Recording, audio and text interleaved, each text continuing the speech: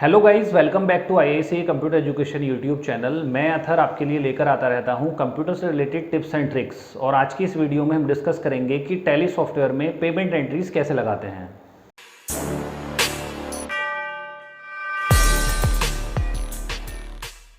अगर आप payment entries के नोट्स लेना चाहते हैं तो इस वीडियो के नीचे डिस्क्रिप्शन में मैंने लिंक दे दिया है, वहां से आप नोट्स की पीडीएफ डाउनलोड कर सकते हैं।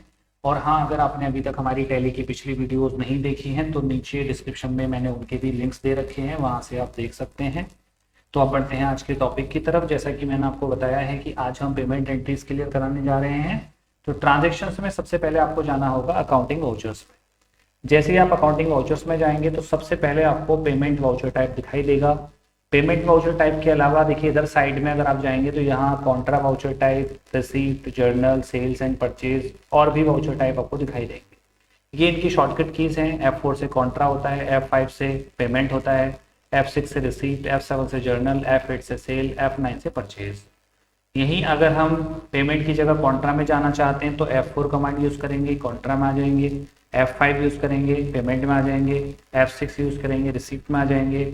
F7 यूज करेंगे, जर्नल में आ जाएंगे। इसी तरह सेल में आने के लिए F8 और परचेज में आने के लिए आपको F9 प्रेस करना है।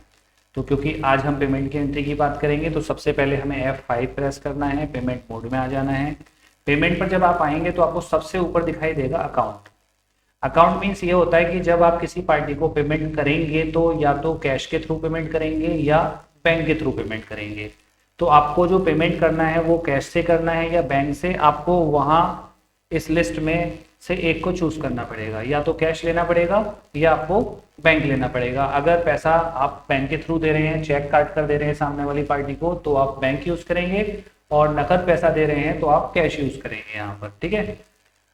अगर मान लीजिए यहाँ पर हमने कैश ले लिया और नीचे यहाँ पर पर्टिकुलर्स में आ जाते हैं तो यहाँ आपको पार्टी का नाम लिखना होता है जिस पार्टी को आप पेमेंट करा रहे हैं, या उस एक्सपेंस का नाम आपको देना पड़ेगा, उस एक्सपेंस का लेजर देना पड़ेगा जिस एक्सपेंस को आप कर रहे हैं।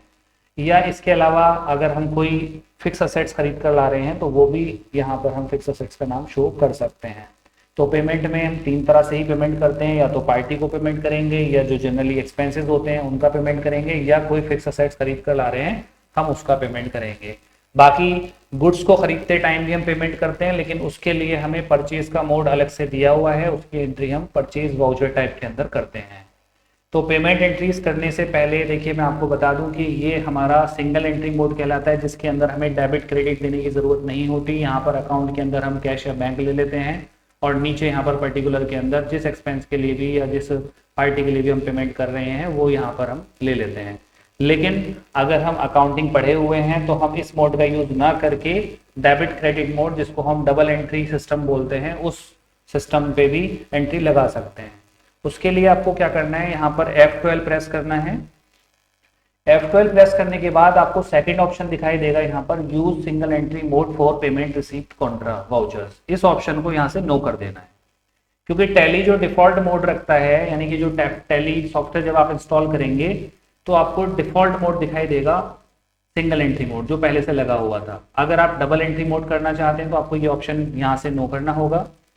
और इसके बाद देखिए एक ऑप्शन यहाँ पर दे रखा है, use credit debit instead to and by, यानी वो डिफॉल्ट जो सेटिंग रखेगा वो टू और बाय में रखेगा, लेकिन अगर आप उसकी जगह भी क्रेडिट और डेबिट यूज करना चाहते हैं तो इस ऑप्शन को आपको यस करना होगा।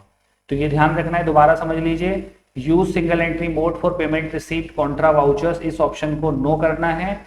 और आपका use credit debit instead to and by, इस ऑप्शन को आपको यस कर देना है। इसके बाद आप इसको एक्सेप्ट करा देंगे, देखेंगे तो यहाँ पर आपको डेबिट क्रेडिट मोड दिखाई दे जाएगा, जिसमें अभी देखिए दोनों डेबिट दिखाई दे रहे हैं, लेकिन जब हम आगे एंट्री करेंगे तो हम इसको डेबिट और क्रेडिट कर सकते हैं। अब हम कुछ पेमेंट की एंट्रीज लगा लेते हैं, लेकिन उससे पहले हम चलते हैं बाहर बैलेंस शीट की तरफ। देखिए यहाँ बैलेंस शीट में अगर हम आए और एंटर लगाएंगे और ऑल्ट F1 से यहाँ पर डिटेल देखेंगे तो अभी हमें यहाँ पर नीचे दिखाई देंगे आउटस्टैंडिंग एक्सपेंसेस। आउटस्टैंडिंग एक्सपेंसेस वो एक्सपेंसेस होते हैं हमारे जो ड्यू बट नॉट पेड, यानी हमारे ऊपर ड्यू तो हो गए हैं लेकिन अभी तक हमने उसको पे नहीं किया है। एंटर कराएंगे आप देखेंगे तो यहाँ पर दो आउटस्टैंडिंग एक्सपेंसेस आपको दिखाई देंगे, एक है आउटस्टैंडिंग सैलरी और दूसरा है आउटस्टैंडिंग रेंट। आउटस्टैंडिंग सैलरी हम उनको बोलते हैं कि जो एम्प्लॉय की सैलरी हमारे ऊपर ड्यू हो गई है और सैलरी अभी तक हमने एम्प्लॉयज को पे नहीं की है, यानी कि जो लास्ट मंथ की सैलरी है हमारे ऊपर ड्यू है वो आपका यहाँ दी हुई है, और लास्ट मंथ का जो रेंट है जो अब तक हमने नहीं दिया है वो आपका यहाँ दिया हुआ है आउटस्टैंडिंग रेंट। तो ये दोनों की दोनों हमारी करंट लाइबिलिटी हैं, क्योंकि जब एक्सपेंस हम टाइम पर पे नहीं करते तो वो हमारी लाइबिलिटी बन जाता है। तो इन दोनों लाइबिलिटीज का हम पेमेंट करेंगे। बाहर जाने के बाद अकाउंटिंग वाउचर में फर्स्ट एंट्री लगाएंगे आउटस्टैंडिंग सैलरी। देखिए जैसे ही आपने यहाँ पर आउटस्टैंडिंग सैलरी सेलेक्ट किया तो यहाँ पर करंट बैलेंस में 25,000 रुपये नीचे हमें दिखाई देंगे। तो इन 25,000 को क्या करना है, ये 25,000 रुपये हमारी लाइबिलिटी है, यहाँ पर हम अमाउंट डालेंगे 25,000, एंटर कराएंगे। और देखिए यहाँ नीचे हमें पेमेंट करना होता है, अगर हम कैश के थ्रू पेमेंट कर रहे हैं तो यहाँ पर कैश सेलेक्ट कर लेंगे, और अगर हम बैंक के थ्रू पेमेंट करा रहे हैं तो यहाँ पर स्टेट बैंक ऑफ इंडिया हमें सेलेक्ट करना होगा। तो आउटस्टैंडिंग सैलरी का पेमेंट फिलहाल हम बैंक से कर देते हैं, एंटर कराएंगे। एक बार और एंटर कराएंगे तो देखिए यहाँ पर चेक की डिटेल मांगता है, अगर आप चेक नंबर वगैरह शो करना चाहते हैं तो यहाँ दे सकते हैं, और नहीं देना चाहते हैं तो आप इसको एक्सेप्ट करा दें। ये आउटस्टैंडिंग सैलरी का हमने पेमेंट कर दिया। अगर हम वहां जाकर बैलेंस शीट में दोबारा देखें तो यहाँ आपको आउटस्टैंडिंग एक्सपेंसेस के अंदर अब आउटस्टैंडिंग सैलरी दिखाई नहीं देगा। इसी तरह से अकाउंटिंग वाउचर में दोबारा जाना है, आउटस्टैंडिंग रेंट का पेमेंट हम कर देते हैं। देखिए टोटल ड्यूज दे रखे हैं यहाँ पर 12,000 रुपये, यानी कि किराया हमारे ऊपर जो ड्यू है वो 12,000 है। वो 12,000 रुपये हम यहाँ पेमेंट कर रहे हैं और स्टेट बैंक ऑफ इंडिया से उसको पेमेंट करा रहे हैं। अगर इसको दोबारा बाहर जाकर बैलेंस शीट में देखेंगे तो देखिए यहाँ पर भी आपका आउटस्टैंडिंग रेंट भी यहाँ से जा चुका है। तो टैली सॉफ्टवेयर में बस यही फायदा होता है कि हर एक डेट पर जब आप कोई जर्नल एंट्री पास करते हो तो वो ऑटोमेटिकली ट्रेडिंग P&L अकाउंट और बैलेंस शीट पर अपना इफेक्ट छोड़ देती है। तो यही फायदा होता है, इसीलिए हम लोग ऑनलाइन आजकल टैली का यूज करते हैं और मैनुअली अकाउंट मेंटेन नहीं करते, क्योंकि हमें हर डेट पर अपना बैलेंस शीट और P&L अकाउंट यानी फाइनल अकाउंट बना हुआ दिखाई देता है। इसी तरह और भी एंट्री कर सकते हैं पेमेंट की, जैसे किसी पार्टी का अगर हम पेमेंट करा रहे हैं तो यहाँ पर एक पार्टी है हमारी सुप्रीम इंडिया प्राइवेट लिमिटेड, इस पार्टी को हम ले लेते हैं। यहाँ अगर हम देखेंगे तो सुप्रीम इंडिया प्राइवेट लिमिटेड का जो करंट बैलेंस दिखा रहा है यहाँ पर वो 30,000 दे रखा है नीचे। क्रेडिट का मतलब ये कि हमारे क्रेडिटर्स हैं, लेनदार हैं, इन लोगों से हमने माल खरीदा होगा, तो 30,000 रुपये में से अभी सिर्फ हम उनको 20,000 रुपये पेमेंट कराना चाहते हैं। तो जैसे ही हम यहाँ पर 20,000 रुपये अमाउंट डालेंगे, एंटर कराएंगे, तो यहाँ आपको 4 ऑप्शन दिखाई देंगे, advance reference, against reference, new reference and on account. Advance reference का मतलब होता है कि अगर हम पार्टी को जो पेमेंट कर रहे हैं वो एडवांस में पेमेंट करा रहे हैं, यानी अभी हमने उनसे कोई लेन देन नहीं किया, मतलब कोई गुड्स वगैरह ना खरीदा ना बेचा, लेकिन हम उनको एडवांस में पेमेंट कर रहे हैं, तो यहाँ पर एडवांस रेफरेंस नंबर डाल दिया जाता है। और अगर किसी पार्टी से हम माल खरीद चुके हैं और उनका बिल का भुगतान हम कर रहे हैं तो हम यूज करेंगे यहाँ पर अगेंस्ट रेफरेंस, यानी प्रीवियस जो बिल है उनका पेमेंट हम कर रहे हैं, यहाँ पर यूज किया जाएगा against reference. New reference use किया जाता है अगर आपको हाथ के हाथ कोई नया बिल यहाँ पर बनाना है, यानी इससे पहले इसका कोई लेन देन नहीं हुआ है तो न्यू रेफरेंस यूज किया जाएगा। और ऑन अकाउंट का मतलब होता है कि अगर आपके पास में कोई रेफरेंस नंबर नहीं है और डायरेक्टली आप उनको पेमेंट करा रहे हो, तो इसलिए रेफरेंस के लिए हम फिलहाल यहाँ पर यूज करेंगे अगेंस्ट रेफरेंस। और यहाँ पर जो फर्स्ट बिल है 12,000 वाला, उसका तो हम फुल एडजस्टमेंट कर रहे हैं, यानी कि पूरा पेमेंट करा रहे हैं हम।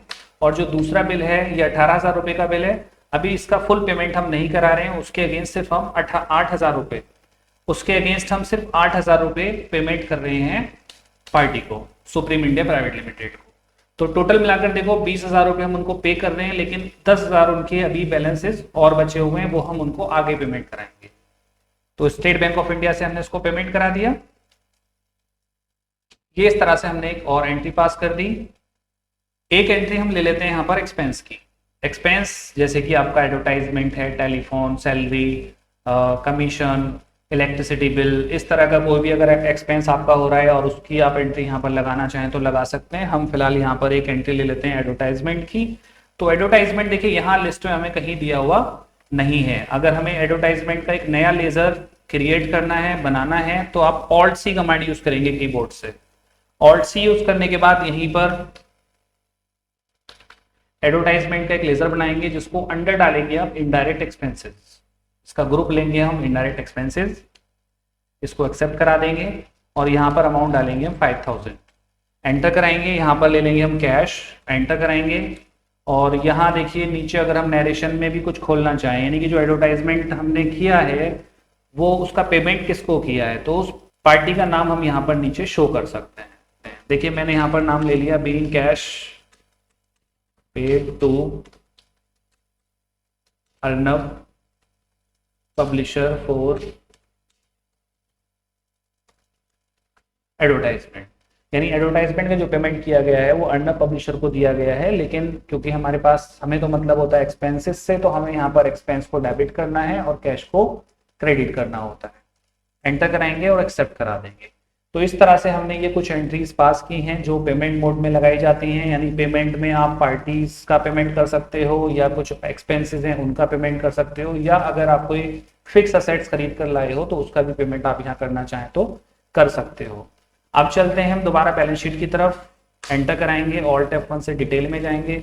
देखिए यहाँ पर जो आपको ये बैलेंसेस दे रखे हैं, इन बैलेंसेस को आप टैली कर सकते हैं, मिलान कर सकते हैं, क्योंकि इसकी PDF मैंने आपको नीचे डिस्क्रिप्शन में दी हुई है और वहां पर सारे बैलेंसेस आपको दे रखे हैं। उसमें आपको बैलेंस जो मैच करना है वो बैलेंस शीट का बोथ साइड बैलेंस हमने वहां दिया हुआ है, ये आप मैच कर लेना।